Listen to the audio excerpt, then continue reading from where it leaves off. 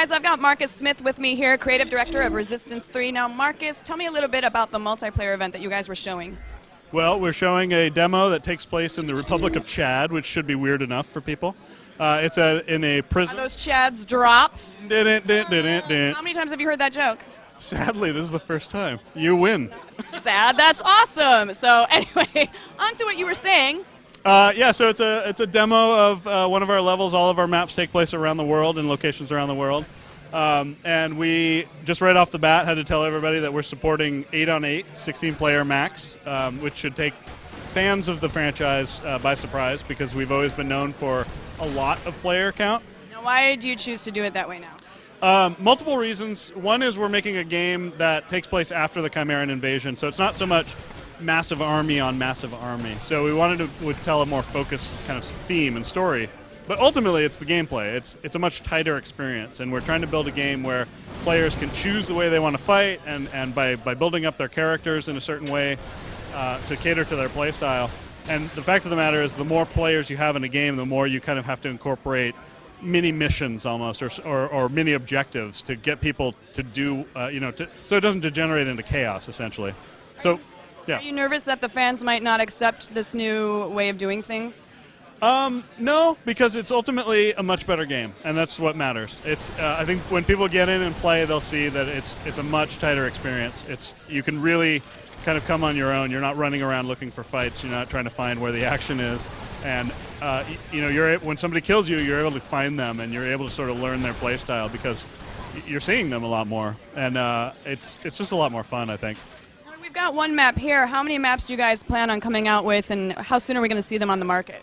I think we're going to be announcing more as we go. We're not really saying how many maps we have, and the game itself comes out September 6th of this year. So we'll be making more announcements shortly. Okay, very cool. Now tell me a little bit about how how the multiplayer works its way into the single-player campaign. Well, it actually takes place a little bit after the events of the single-player and co-op campaign, when humans, trying not to give away any story points, but oh, feel free. No, I don't mind. Yeah, sure. Don't tell anybody. There's a little bit more even ground happening. So it's sort of humans and Chimera struggling on even footing around the world. So that's sort of the theme of the multiplayer and how it relates to single player. Also, in single player, as you move around, you're going to be hearing, there's kind of this radio network that humans are using to keep in contact the remaining humans. And you'll be hearing about battles that are going on, and they'll be at those locations that you'll be playing in multiplayer. So there's a little bit of tie-in thematically there. Very cool. Now tell me a little bit about the skill set. I heard that there was active and passive now. Yeah, we have different abilities that people are able to do. It's as you earn XP, you're going to be able to buy different abilities. That'll include passive abilities that are like stat buffs. So you'll be able to increase your accuracy from hip sniping or something like that. And then there's the active abilities where you're triggering it using the D-pad on the fly. And those things range from the doppelganger, which creates a kind of a mirror image of yourself running along next to you that people will mistakenly shoot at, to the electric hula hoop. It's not called that, but it's a thing that you throw out, and if people try to melee you, they'll take damage, it's pretty fun. So you've obviously gotten your hands on this quite a bit. What's your favorite thing about the multiplayer, you personally?